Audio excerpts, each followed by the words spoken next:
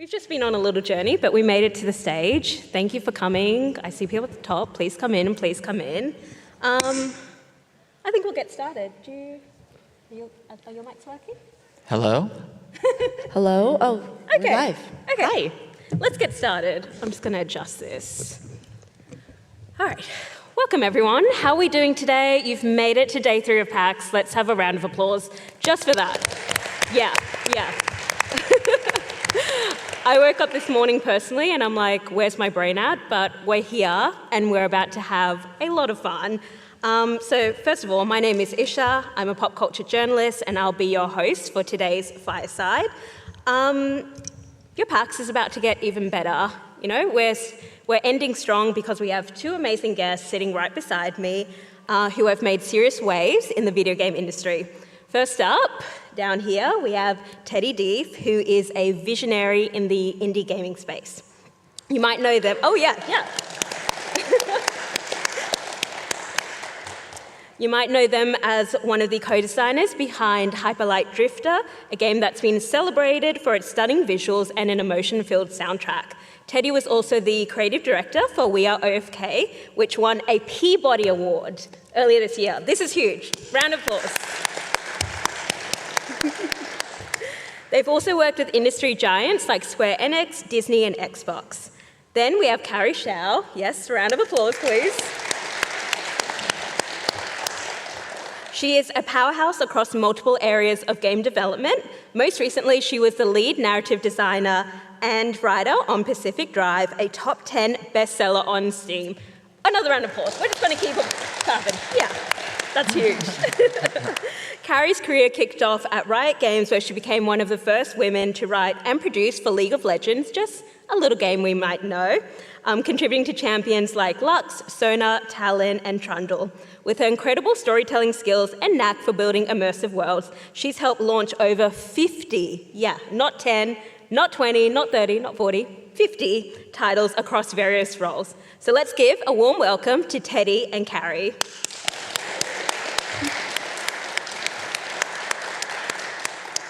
So thank you so much for joining us at PAX. How are you? How's it been?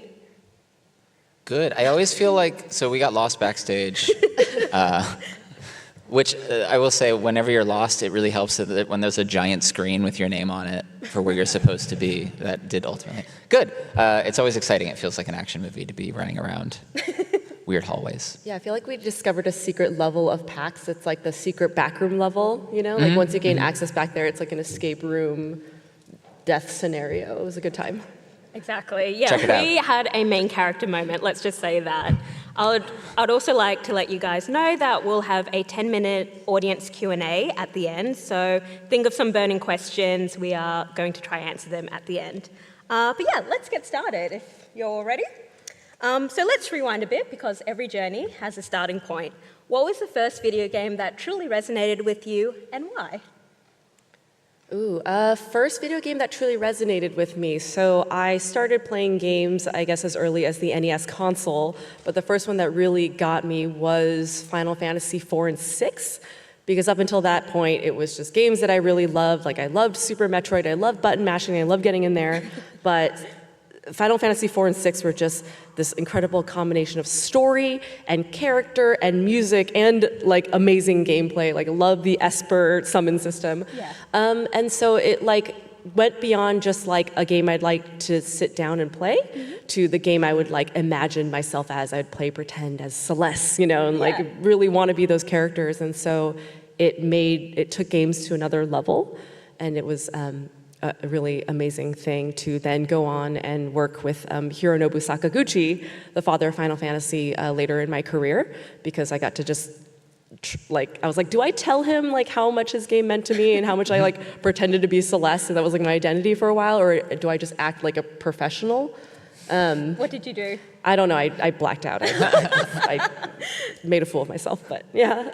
That's the thing, you're always like, do I just immensely fangirl and just like you know, be like, you're my hero, or just play it cool. Yeah, it's like you want them to know, right? But you also need to be a human being. And so I don't know, I feel like I make this decision every day of my life when I talk to somebody.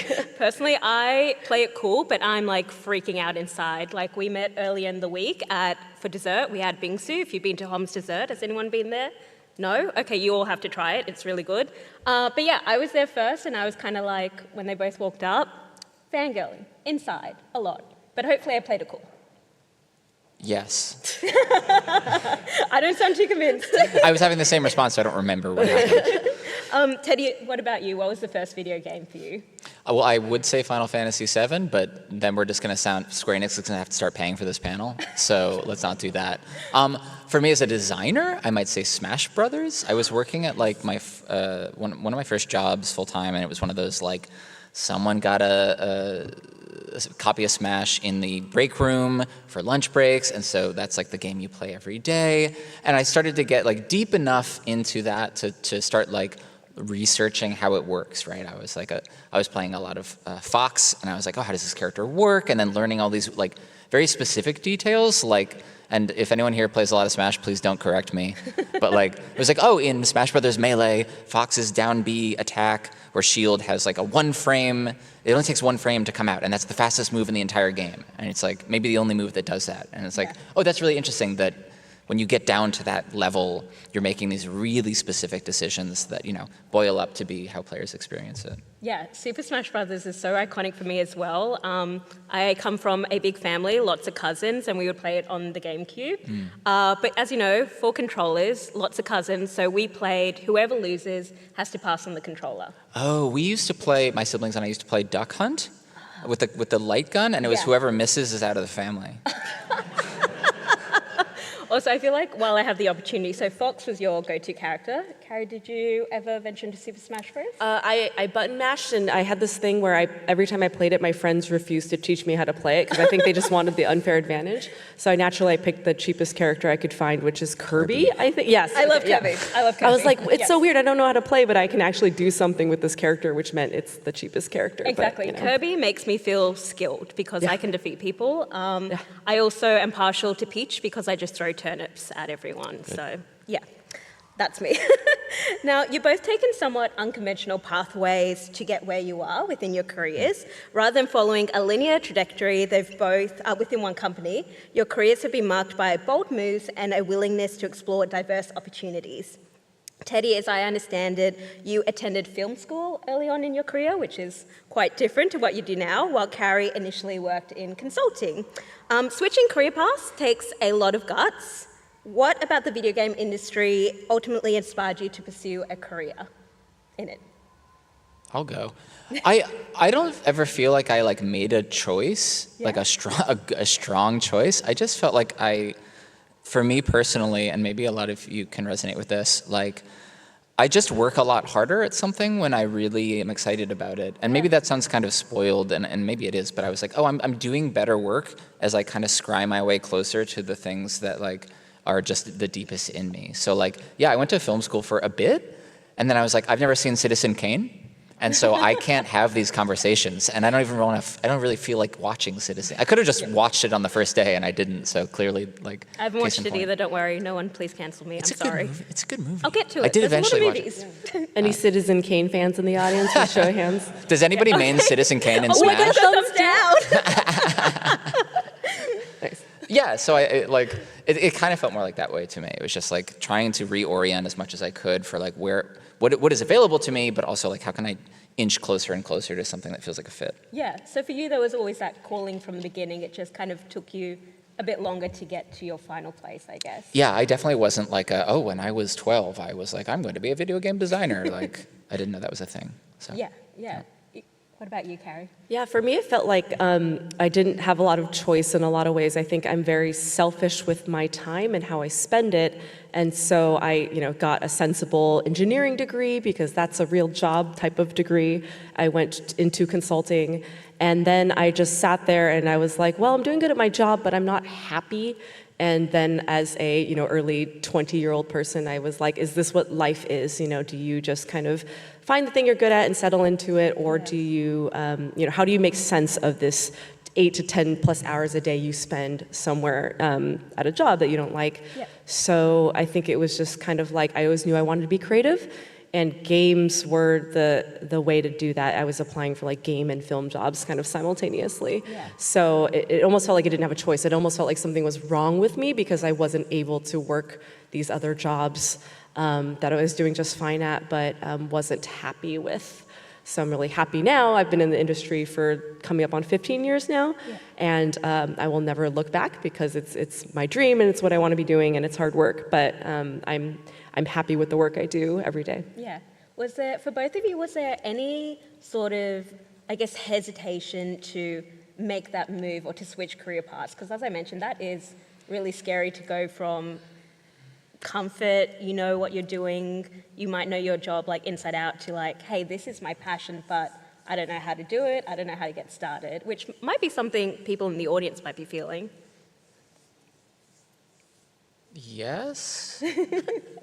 Yeah, I don't know. I mean, like, you just, I feel like, yeah, I was hesitating, but I always feel like my back was against the wall, kind of. Like when I went to film school, it's like because in the same week I got fired from a job, and then I got an acceptance letter to a school, and I was like, well, these people want me. Yeah. So that's something. I have to pay them, they don't pay me, but like, it's something.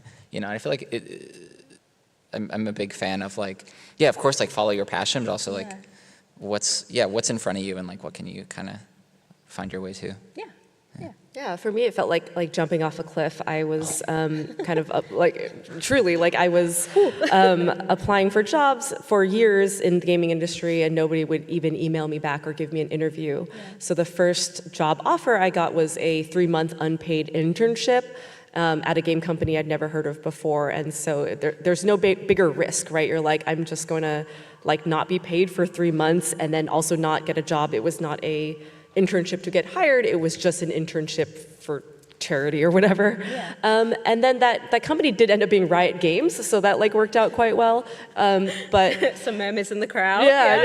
But it was a small company at the time. The game League of Legends had just launched 5 months prior, so truly no one knew that game. Yeah. But I remember having this moment of just like, it's worth it to me, and I'm gonna do this. And I remember like, if any of y'all know LiveJournal, like I had this LiveJournal entry where like I'm staring off the face of a cliff and I'm making this decision, and I know it's right for me, but who knows what the future is going to look like. So it was really scary, but worth it. Yeah. I know this can be really hard, but for anyone in the audience who actually might be in that same position and considering that, are there any particular words of advice you might be able to share for them? Yeah, I think like what I love to say is that, you know, how do I go from aspiring narrative designer or writer or game designer to being actually one? I would say the tools have never been easier, right? So like I would just say you can go online, and without any coding skill or knowledge, you can make a game right now. If you are doing narrative or writing, you could use Twine or something like that, right? Like there's nothing stopping you from making your own game. And then as soon as you make a game, you're no longer aspiring, you are a game maker. And then if you want to parlay that into a career or just show your friends or take it to PAX or something like that, you can do all that without having to jump off the cliff proverbially and like gamble your life on it. And you will either find that you want to do it more, you'll find that you will love to just make little games for your friends and family and entertain them that way. You know, there's a lot of paths that don't require you to give up what you currently have or take that risk if you can't take it. Yeah, that's really well said. I think like, I feel like early in my career, I was told that important thing of like, oh, if you're designing a game or like working on a game, you're already a game designer. Yes. Right? There's like, if you think about traditional jobs, there's often this feeling of like, oh, I hope I get like the job of game designer and then I'm a game designer. It's like, well, as soon as you start doing something, you are that. And then as soon as someone gives you like $1 bill to do it, then you're a professional that, like technically speaking, you know? Hopefully more than $1. I don't know the labor laws in Australia. But like, and similarly, I think there's this like, I mean, for me specifically, like I've gone in and out of AAA and indie and stuff, but like today, I'm working at home on a laptop working on an indie game. Like it doesn't really look a lot different sometimes. And so in a way, it's like you feel like you're just starting, but you're actually doing the thing that that you want to be doing. Like the thing you're dreaming of is like, that's what you're doing right now. You're already kind of doing it. Like I literally, like I'll walk around the PAX floor here and see the games that were selected for the indie showcase, and I'll be like jealous. I'll be like, oh man, I want to be the PAX indie showcase, like as if I haven't like gotten to do that. And so, yeah, I just think trying to kind of whittle away in your mind the fact that the notion that there even is a precipice that you're jumping off of, or that like it's going to be really different on the other side. Yeah. Yeah. Yeah. Oh my God, that's so inspirational. Are there any like aspiring game developers, designers in the audience? Yes. Okay. Consider this the validation. Yeah. Well, I would ask you a question now. You raised your hands and you said, I'm an aspiring game developer, but are you making games now? So you're not aspiring anymore. You're doing it. And some of you have friends here, so like turn to your friend and be like, hey, can you give me $1? Can you buy my game for $1? You're a professional. There you go. Lean on your You've friends. all been promoted. Congratulations. So narrative designer, creative director, writer, and game designer. These are all positions you've held in your various projects. Could you explain what each of these roles entails and highlight the key elements that contribute to creating a game experience from your individual perspectives? I guess, am I supposed to talk? We're going to be doing this all Fireside. Actually, okay, wait, I'm going to get back to that. Yeah, so I'm kind of like, my trajectory was like game designer, and I did an internship at Disney as a game designer, and then I worked at Xbox briefly, and then eventually went indie, and you know, that's how that led to Hyper Light Drifter, and then I left indie and I went to Square Enix, and I was a creative director there. So like, and now I'm back. I creative directed OFK, and now I'm a game designer again. The way I was taught game design is like, the game designer is the advocate for the player. That's like your primary role on the team, and that can take a lot of shapes depending on what genre you're making and what you're doing. Like some game designers are also animators, or some game designers, in my case, like I'm a programmer as well, and some game designers are not. And so the job is kind of amorphous and takes a lot of different shapes, but ultimately it is kind of more than anyone else's job, your job, to be thinking like, what is the end experience here? Do people understand what's happening, what they're supposed to be doing? How are they feeling, et cetera? And so then if you're interested in something like directing, game director at this point is sort of like the head of the game designers, so to speak. You're just kind of still a game designer, but you do more leadership. And then a director or creative director skews a little bit towards maybe writing or thinking about aesthetics or things like that. Yep. But you're still ultimately just kind of shepherding the whole thing. But more importantly, I think the higher I've gone up that ladder, the more it's like you're actually just learning like who to work with and how to empower them, and learning to see like how your skills fit with other people's, right? You don't like, it's not like you do 10x the game design when you're a game director, like you do less game design when you're a game director, but you've come to understand the roles on a team, and you know, you're just kind of there to answer questions and to shepherd. Yeah. You're the leader, you're helping everyone get to point B, the end. Mm-hmm. Yeah. They're helping you get to point B as well, I guess throughout my career I've had so many different jobs and worked on a lot of different projects, so I'll speak to, I guess, a couple of those. As far as the writing and narrative design side, I did that on Pacific Drive and League of Legends as well, almost actually at the beginning and current part of my career. It's at both ends of my career right now. And the cool thing about independent game development and game development in general is that your role will vary so much with the team that you're in. And that is the benefit of being in an industry that is newer and like less defined, right? So with Pacific Drive, I wrote the entire voice script. I designed the missions and got to cast and direct the voice actors in their sessions. So you could do a lot of creative work. And on the League of Legends side, at the time when I was there a long time ago, the narrative designers and writers would be in a like 3-person pod. You'd be handed a champion concept, and you'd have a game more mechanics designer that actually is designing the abilities. You had the narrative designer who was doing story and helping shape like the look and feel, and you know, like, oh, if the character casts its Q, like, you know, what does that look like? If this character is like an ice queen, right? Does it have ice? Is it slow? And things like that. And then we also were paired with an artist to help do the visual development, right? So like you can really be in there from the very beginning of the concept all the way through to just like, no, I'm just writing item descriptions now. And then it further chunks down from there depending on how big your company is, whether you narrative design or write or both. Yeah. And then all the other jobs like producing, marketing, directing was just helping support a team get to market, get to finish and get to market. So I am of the breed of producers that think you're just really there to enable your team to do work, right? If in a perfect world we wouldn't need producers, but we're human and we have things that we need help with, or a producer can work ahead and like help you hire or help like clear the way for your developers to do good work. So it's varied all over the place, but that's in speaking back to why I joined the games industry and why I stay indie. Is you get to do a little bit of everything, and it's nice to just not be in your box of you game design, you stay there and plug in numbers, right? Yeah, it sounds very fluid and flexible, and that there's lots of opportunities to dip your toe into related but new fields as well. Have you found that? That's been the experience? I think so. I mean, I don't want to like suggest that especially in larger companies there aren't specific roles and that you do get slotted in a larger team to like a narrower role. But I think it's like Karrie's saying, I think there is a notion of like, if you can figure out the things that you enjoy doing and that fit with your skills and your inclinations, like there is probably a job in games that is that, and then like kind of where to lean. Like I always thought I was like a game designer, and then when I got into bigger environments, I was like, oh wait, maybe I'm a technical designer because I can program, and I know I'm not a level designer because I'm bad at that, but I'm good at systems design. But like at Nintendo in Japan, like they call their game designers game planners, and game planners are more like level designers. So at Nintendo, I'm not a game designer. I'm like a programmer. Yeah. So who cares? It's just words, right? Like, I don't know. You do what you're good at. That's the thing. Hopefully, yeah. Yeah. Now, I want to talk about imposter syndrome.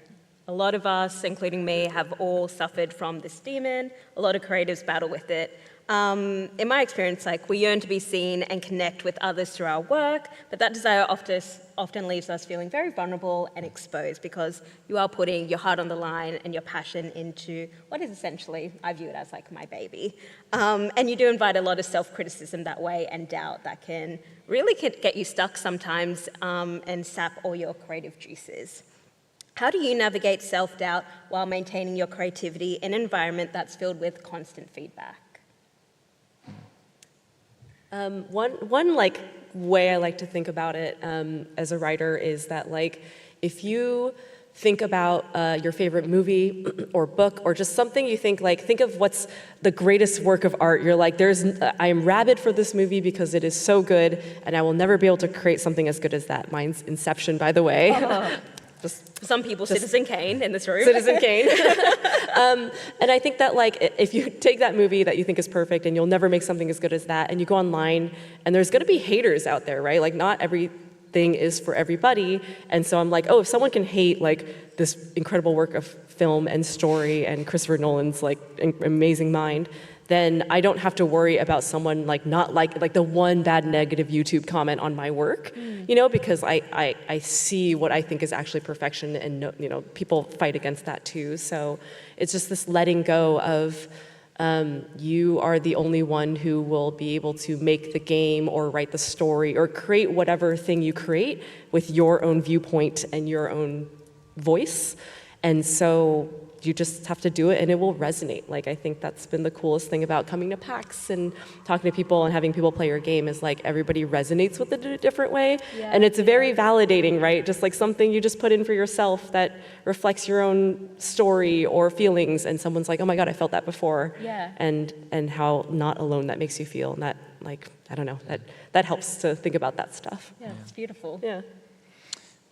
I try to just like think of the bad feelings as good, so to speak. You know what I mean? Like someone told me once, because I also am a vocalist in OFK, one of my game projects is also a virtual band, right? So like I sing, and someone told me once, like, if you're nervous, that means that you care about this. Yes. Yeah. Right? And that doesn't make you not nervous, and it doesn't make it easier to deal with some of the consequences of that. But I think the same is true. Like, if I were like the guy who's like, oh, I've got it all figured out, like, I hate, that guy usually sucks. Like, if you know someone in your workplace who's like that, right? It's like, we all know someone like that. Yeah, so when I feel like an imposter, it means that I'm identifying things I don't know yet, and that means that I'm growing, and that means that, like, my my velocity's in good shape, like I'm improving, and like I just always feel like the worst thing for me is to feel like I'm like the person in the room who like knows the most, because then I have the least learning to do. And it sounds maybe a little trite, but I think like I just I got taught about this concept of positive projection, which is a term that like human beings are really naturally good at, and the notion is that like our greatest strength as people is that we can project positively into the future. We can imagine things and we can dream up things, right? And that's, in the context of creativity, something that you hear people talk a lot about.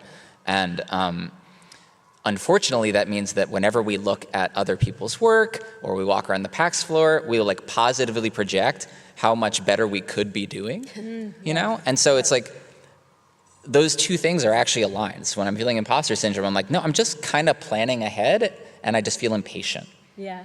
And that impatience has always helped me on a long term, and just kind of feels bad in the moment. And I don't have any advice for like how to make it not feel bad, except to just like remember that something in you is like actually pushing forward in a good way. Yeah, exactly. I completely agree with the whole, if you're nervous, it means you care. I've been a journalist for years, and I still get nervous about every single project I do. I got nervous before this panel. I got nervous when I met Teddy and Karrie for the first time. I get nervous when I call up the doctor to make my appointment still. So yeah, it happens as journalists. I'm still scared to call up people, but you know what? We do it. We make great content, and we still battle the imposter syndrome, and we can turn it into something positive, as you said, and make some really cool stuff.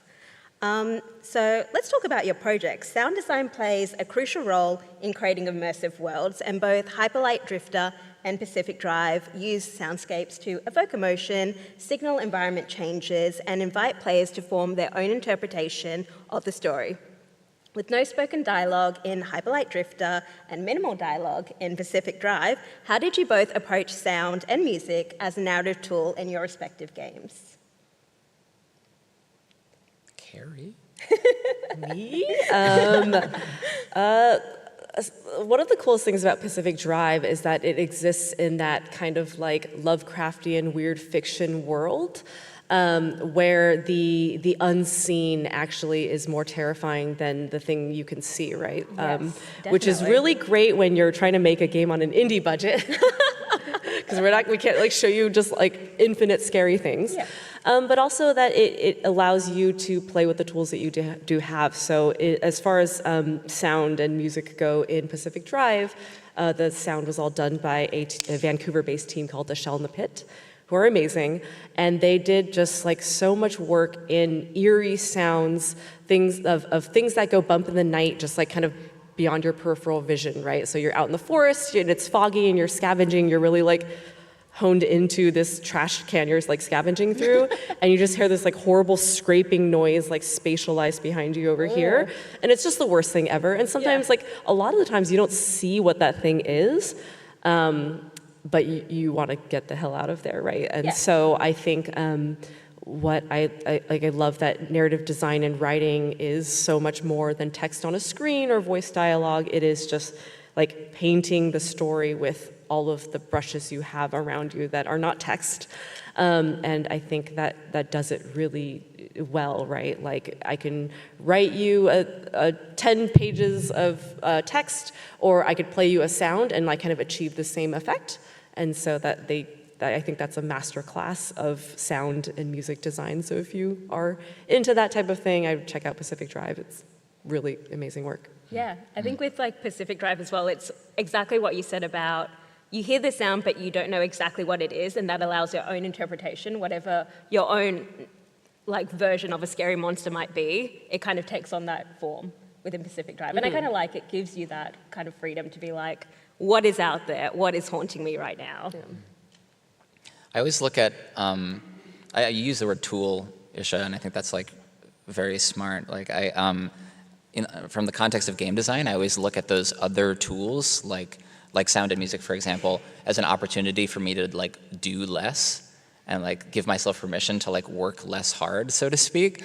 Like on Hyperlight Drifter, we took it to PAX, a bunch of different PAXs in the States, and a lot of our early demos was just like, the levels were just all combat. It was like combat scenario, and then be like, okay, we're gonna give them a new gun, and now combat scenario, and we were kind of designing for a quick PAX demo, but as soon as we started to build out the game, we were like, oh, this is exhausting. And then we looked back at, we had a big Kickstarter success, and we looked back at the Kickstarter trailer, and like 90% of that trailer is just like the drifter walking through beautiful scenes with vibey music. And so it can be really hard to forget, or really hard to remember that like you shouldn't be doing everything all at once. Like one of my favorite things to get to do is to be working with a composer, and they make a piece of music for a level or for a cutscene, and I'm like, oh, this is so working with the emotions that we were going for. I'm actually gonna like remove stuff, right? Like some of my favorite scenes in movies, right, is like they'll just cut out all the sound but the music for a second to make you focus on it, right? Like cut the dialogue, didn't really matter what they were saying, like cut the sound effects, right? It's actually very similar if anyone here makes music, or if you've ever seen a music workstation and you've got all those tracks. Like when we work on pop music for OFK, a lot of times what you end up doing in the middle of producing it is just stacking everything you can in like your final chorus, because you know that's gonna be the big, loud, highest energy moment. And then the rest, if you look at those tracks, the rest of the song is just like, which of those pieces have we removed for different parts of it? Like you've kind of wrote all this stuff, and now you're gonna use half of that in the previous chorus and less of that in the verses, and that's like the structure of how that works. And game design is very similar, right? You just have like, well, we have all these weapons, and we have all these enemies or puzzles or whatever you've made. We have music, we have animations, and like, let's piece them together slowly and try to make sure that we're not just doing everything all the time. Yeah. Also, very vibey soundtrack in Hyper Light Drifter, the sort that I kind of listen to even when I'm not playing. So if you haven't listened to it or played it, please do. What is it about video games as a medium that enables impactful storytelling through atmosphere and emotion rather than relying on traditional dialogue? I think like, I always think back to examples of video games where it made me do something with the controller that like I really didn't want to do. So it's almost this like, you've presented me a emotional or moral like moment or a decision I have to make, and then I actually have to like press the button. Whereas like if I'm reading a book, I can just like turn the page, or like a movie, I'm just like, whatever, like keep watching. Go do it or whatever, you know? So I think of like What Remains of Edith Finch a lot, like pretty much every, I still think about the, you know, the chopping the fish level, or filling the bathtub. Like I really did not want to fill that bathtub. Or like God of War 3, like when you have to poke out, like, you press L3 and R3 to like poke out someone's like eyeballs. Like I actually like, I almost like quit the game. I was like, you don't want to do it, but you're like, you have to press it. And the game like pauses there for you. It's like, it's waiting, and it's like, it's waiting. you have to do it. And I was like, those are, you know, like my skin crawls, like even talking about that. And so I think like video games, you know, like get to do that compared to film or books or TV. And when you make that connection, it's just like, it's like a full body experience. It's really something special. Yeah. Yeah, it's tricky. You do this so well in Pacific Drive. I think like when you are making a game that also has a traditional story, you are constantly doing two things, right? You are like communicating to the player how characters feel, because if you're writing real characters, you do want to have them express how they are feeling, and then you are also leaving space for the player to feel how they feel, and so like I think that games benefit from that a lot, because it leaves all this space for the thing you're watching and playing to like just give you space to be you, right, and to like have your own reactions. So I think like white space in games is really important. The notion of, from painting, of like, what on the canvas do you not paint? And I think like you're a big fan of not using words, right, for the same reason, which is like sometimes you have to use words, but when you can avoid it, you're leaving space for the player. And show, don't tell. Yeah. For Pacific Drive, like there was a very deliberate decision early on. It's a first-person game, but you don't voice anything. Like your character doesn't make sounds, and you also like don't see your hands, right? You pick up tools, and you'll see the floating tool. And it allows the player to, you know, self-insert, of course, but also like when you play the game, you can make the decision whether to touch every single part of your car, upgrade it, repair it, paint it, decal it. and really write your own story with it. And people will just work in the garage in between runs forever. It starts to rain outside, you can turn on the radio. We just released a content update where you can put in your own custom songs now, like custom playlists in the game. That's awesome. So you don't have to listen to like the same 10 songs over and over again. And so we found people really like just take that and run with it, right? So you get to create your own vibe, you get to name your car. You can't do it in the game, right? But like everyone's like named their car. And so that's just like a wonderful connection you get to make and like really be in the world, interact with the world in a way you couldn't in real life, I guess. Yeah. Exactly. Like one of the reasons we talk so much about playtesting in video games, the notion of like having people try your game as you're making it, is that it's so easy to forget the emotions that your game is causing in people, because you're looking at it all day, right? It's not causing any emotion in you. You're just like a robot, and you're just like, I have to make this thing work, and why isn't it working, right? And so there's some beautiful piece of music playing in your ear, and you're just like, grumble, grumble, grumble. Like we had to use an example of Hyperlight, let me see if I can say this as a not spoiler. There are a number of scenes in that game where we had to really like call each other out on rushing. So like there's a scene at the very end after like a final conflict where the drifter has to go from point A to point B, and Alex Preston, who is the creative director on that project, like blocked out the level that you have to walk, and then it got to be my job to be like, just make it longer. And he's like, well, we don't have any art for there. I'm like, it doesn't matter, just like copy paste the same thing and give them more time, because like there's going to be music here, and the player's going to be tired from having just fought this thing, and so like they actually want that time. Like like you get so afraid they're going to be bored, and really like you're throwing out a lot of your content if you rush it, because they just don't see it. So like you can drag it out and get so much more than you think. Yeah, and I think both of these, as you said, contributes to creating an immersive world in video games that you can't really find in books or film or TV, because like that level of customization or kind of the music guiding you through that creates such an individual experience that can be shared by a community, but also you're going on your own journey here. Yeah. Karrie, you've spoken about prioritizing gameplay in your narrative design, and we see this in Pacific Drive, where there are no cutscenes or forced pauses to make the player stop and listen. Similarly, in Hyperlight Drifter, shifts in music guide the player's experience instead of using cutscenes. How do you think this player-led storytelling approach enhances emotional engagement, and why did you both choose this over traditional gaming techniques? Is it me? Are you looking at me right now? It's a good question. I'm processing. Yeah. You're buffering in real life. Good.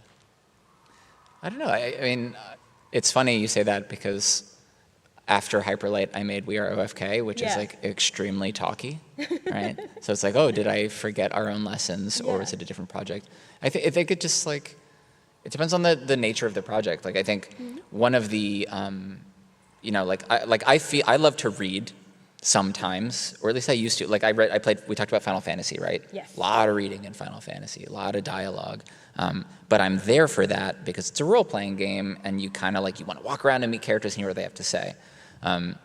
If you're making a puzzle game, or like, as we were in Hyperlight, like kind of this adventure, right? Like more of a Zelda type influence thing, like, it's not really important what a lot of people have to say so much as like what you see and observe. And so I think it's just always good to look at like the conflict of what the project wants versus what you want. Yeah. Because I think you also always do, there's all this lore Bibles after lore Bibles of like stuff we did for Hyperlight that we're like, no one's ever gonna know. And there's still things that nobody knows that is true, as far as we're concerned, about the world of that game. But it wouldn't be good to give them that, right? It's like, not to be political, but it's like when George Lucas made the prequels to Star Wars, and we were all like, we didn't need that. Please, no politics at PAX. Yeah, we didn't want our Jar Jar, so like, but then OFK is very much about people and relationships and how they communicate with one another, and so it needs words, or at least the way we designed it did. So, it just, yeah, it can be hard to hold yourself back, but I think it's important. I do love the way that in Hyper Light Drifter you have that adaptive soundtrack that kind of changes. Like when you're getting towards something, the music changes up. There might be like more conflict, more. I'm sorry, I'm terrible. That's exactly what the soundtrack sounds like. Totally. Yeah. Totally. Yeah. That was me playing a clip of it. So much of game design is sound effects, by the way. Like I learned from a couple designer friends, especially on Hyperlight, that like sometimes you just have to be like, all right, so in this sequence, I just want the attack to be like, yeah, whoop-ah, right? Wah-bah, or like. I was half expecting you to like flames to pop out or something. Yeah, right. Oh, thank you so much. I stole this thing from, if anyone's seen the documentary, what is it, Kingdom of Dreams and Madness, about Miyazaki and Studio Ghibli. Yeah. There's a thing that the animators use, or like, you'll watch him animating and he has a stopwatch, because he'll need to imagine what the scene looks like. And so like there's a scene in that where I think he's working on The Wind Rises, and a plane needs to fly across the screen. And so he's just timing out how long to tell the animators for that plane to take. And so he's just got his eyes closed and he goes, start, stop. And that's it. And then you just use that. And I use that all the time in like animation planning and game mechanic planning. I have no idea what the original topic of this was, but. No, I love this. We've taken a Ghibli tangent, and I'm a big fan of this. Okay. So. Tangent over. Yeah. Karrie, on to you in Pacific Drive. Yes.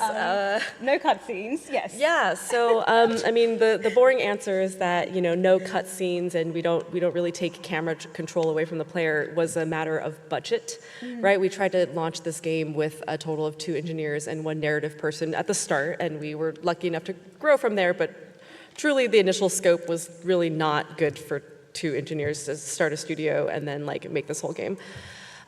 So I think that what that ended up creating was a lot of wonderful limitations in which you have to play, right? So as, you know, wouldn't I love to just like have just 10 minutes of cutscenes where I get to write whatever I want, the actors get to act, but in not being able to do that, it resulted in what we ended up having, right? So when you play the game, the characters will talk to you over your car radio. It's a one-way thing. Again, your character cannot talk back to them. And it's kind of just like your drive and what is going on in your journey. And so sometimes the characters will try to talk to you while you're like, you're running away from an anomaly, or it's dragging you into the swamp or something. And that's just the way it is.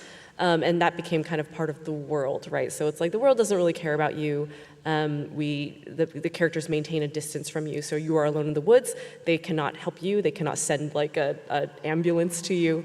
And you have to just make sense of this journey on your own. Yeah. But it became a wonderful constraint, and I think that's the fun part of game development, right? It's like, well, we don't have unlimited money and time, so if we want to, you know, to you, a League of Legends player, like deliver you story and tell you who this character is, how can we do it without making you click over into the screen of lore? Because most players are not going to do that. Yeah. So with like kind of your project limitations gives you your creative space to work in. Yeah. And we actually talk about this sometimes where like in creating a new project, we're like, what game do we want to make next? It's actually more disorienting when you don't have those limits, right? If you're like, I can do anything I want. The sky's your limit, and you're like, what do I make? This is what too much. do I do? Yeah. It turns out you have to like scope things in very much. So, you know, you can have your dream to make, you know, open world, everything ever game, and be like, no, what can I actually make, and what do I want to say? Yeah. I think that's fantastic. Like you just saying here, that was part of your budget, but to the average game player, we see it as like a deliberate decision, and we don't think about the budget, and we're like, just look how cool this is. So if anyone's working on a small budget, indie budget, no one's going to notice if it looks cool. Do the dumb thing that's easy. We were talking with Lucas Pope, who made Return of the Obra Dinn and Papers, Please, and a lot of like beautiful indie games, and like that game takes place on a ship, and so there's all these like ropes everywhere, and I was like, how did you do all the rope modeling, or like how did you place them all? Yeah. And he's like, yeah, so like if I needed a pile of ropes on the deck, I would just turn them into a physics object and make a physics rope, and then drop it on the deck, and then freeze it, and then the game did it for me. So like instead of like spiraling a rope and planning, like, what does a messy rope look like? He just like literally made a mess and then put it in the game. And that took like no time at all. That's amazing. Some inspo for anyone out there working with rope in game and Sure, admin. yeah. So diversity and representation in gaming has become an increasingly important topic. What do they mean to you personally, and how do you think the industry can improve in fostering it? It's interesting. It's like I think diversity and representation was not something that meant a lot to me growing up, right? I just felt like I was me. I was really lucky to grow up in Los Angeles, where it's quite a good melting pot, right? So although there was just people of all ethnicities around me, and they were just my friends, and that's the way things were, and I assumed everywhere else in the world as well. But I never felt, luckily so, I never felt like othered. I never felt like different in any way. Like I would look at beauty ads or movies, and I wouldn't understand there was a difference between me and the movie stars on the screen in terms of their lived experience. But as I get older, and now that I get to see more representation of people who look like me, I'm like, oh, actually, like that I do kind of have culture. I do have things that are special to me and the ways I grew up that other people don't have, and it's really cool to see that elsewhere, right? So like I always say, like I'm really happy about the rise of K-pop, because then you get to see, like I'm not Korean, but you get to see like an Asian culture and like all of their sensibilities and take cool things from that. And so this is a bad answer to your question, but I just feel like I didn't realize the parts of my life that were different or special until I saw that out in the world, right? And so there's like a lot of stories of like, oh, well, if you don't see someone doing like the job you want to do or making the game you want to make, maybe you don't realize you can do it, but if you, as soon as you have like a model for it, you're like, oh, I can just try to be like that person. Exactly. And that's cool She's as hell. done it. I can do it too. Exactly. Yeah. Why not? Yeah.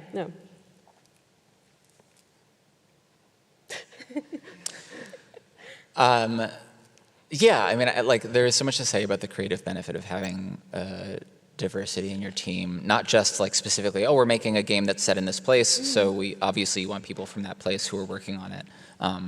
But there is just so much more to even like less specific examples of just people who don't all love the same things, didn't grow up watching the same media. Like, there are people out there who never had to see the Star Wars prequels, and you like, think of how full of energy and life they still are. Did you run into a Star Wars fan before this? Like I don't know. I'm trying to get a long-term grudge. Yeah, I've never been in a fight, and I don't want to start now. So,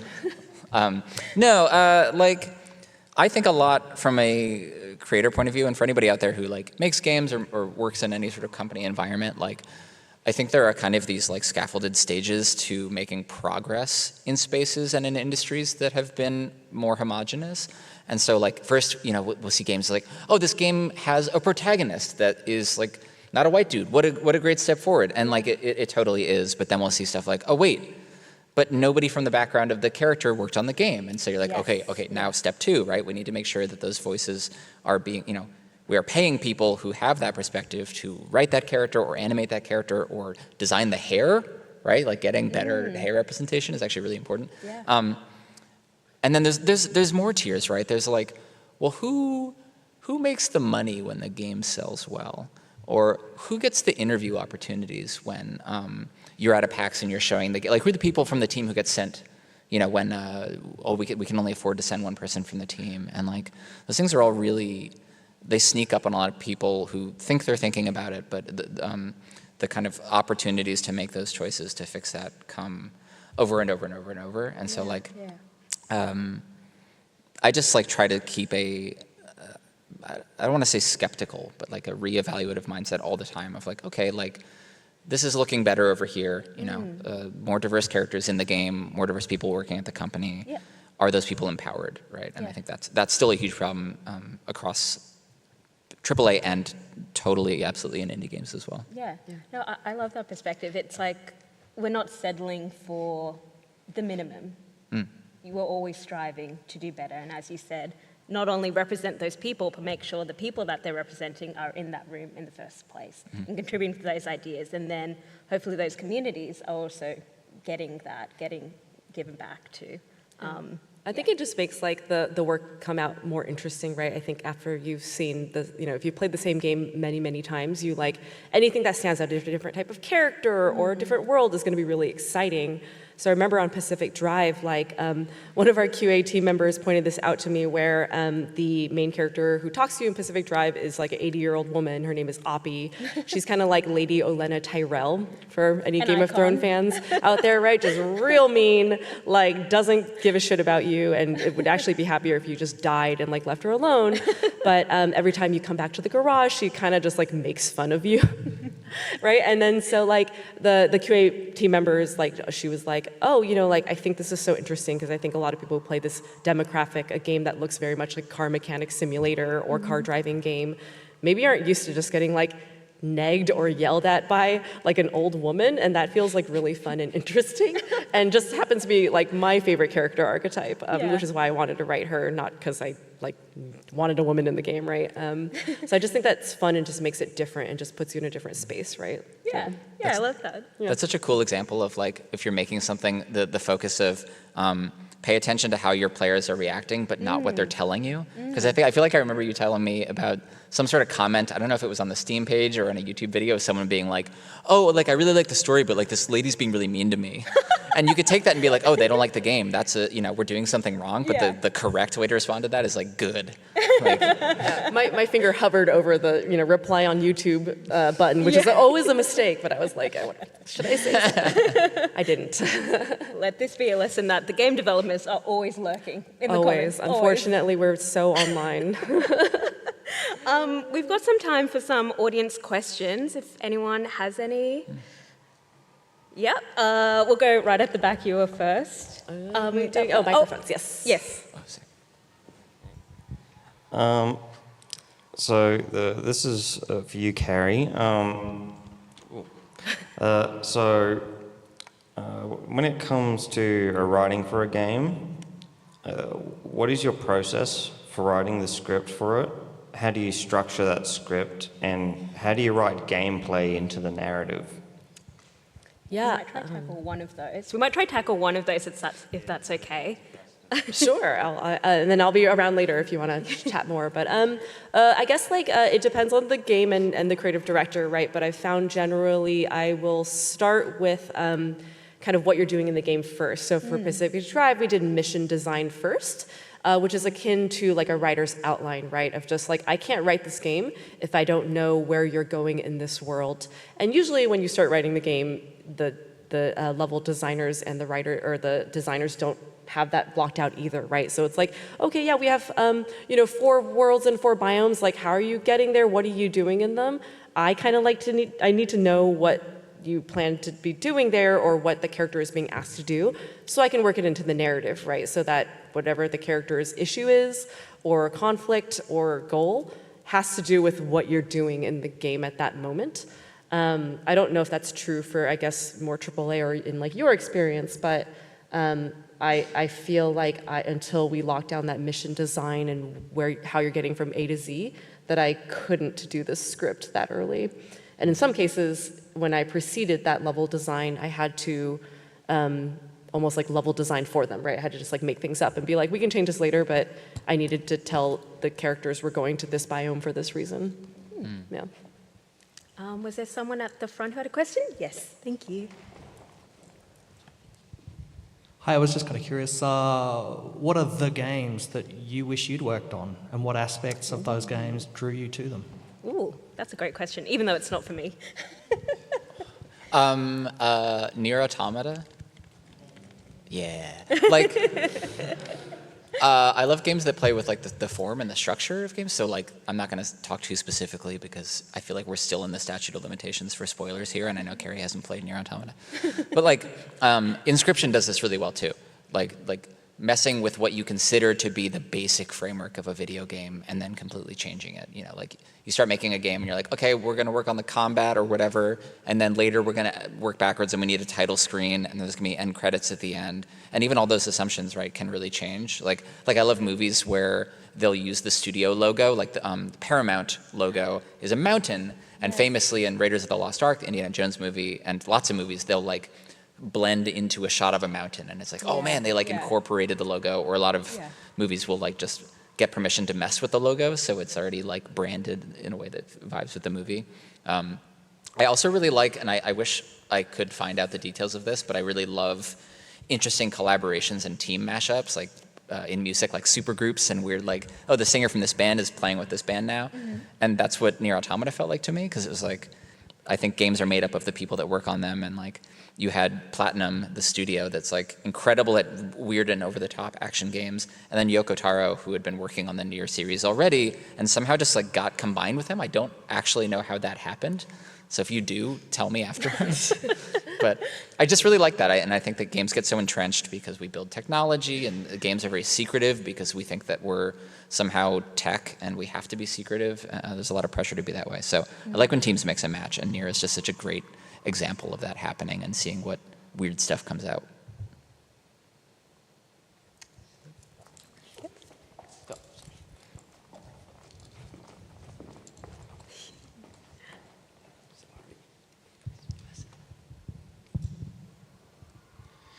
Hi, I am currently releasing my first game on Steam, and I have a question for you, Oh, Teddy. first off, congratulations. Thank you. What's it called, so we all know? It's called Parasite Attack in 1984. Awesome. It was born out of a game jam.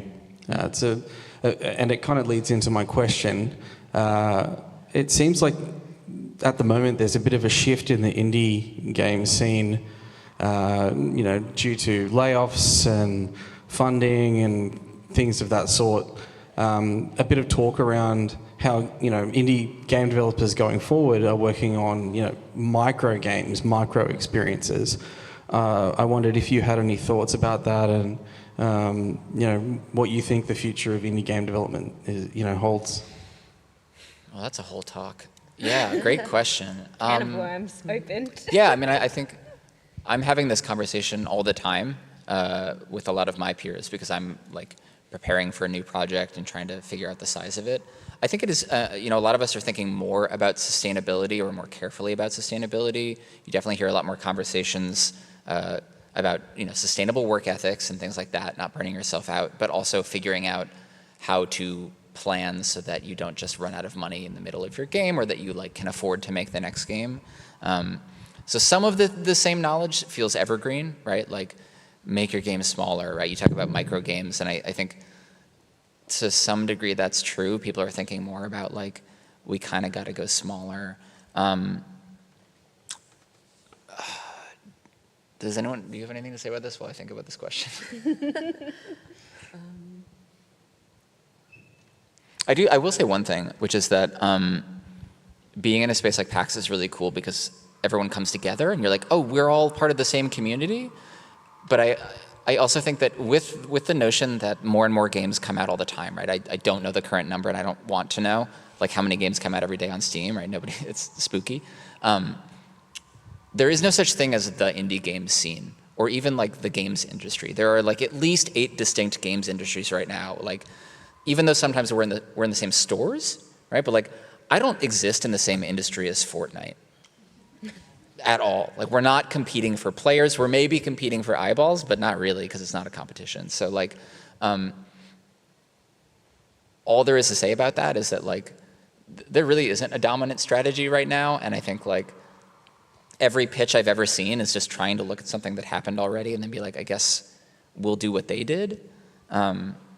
And it's a good thing that people are trying more and more things to be sustainable. But I don't know.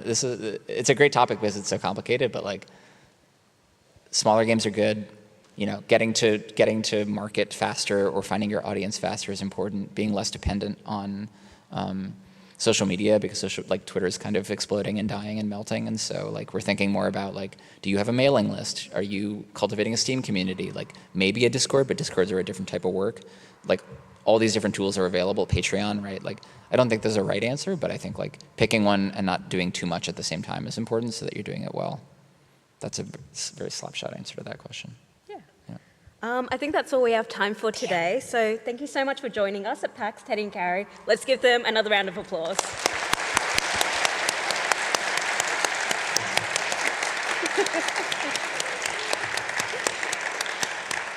Thank you for being cool and hosting this and being the well-spoken one. That's because I had my questions prepared. I didn't need to buffer. Thanks, guys. Enjoy the rest of your PAX weekend. Yeah.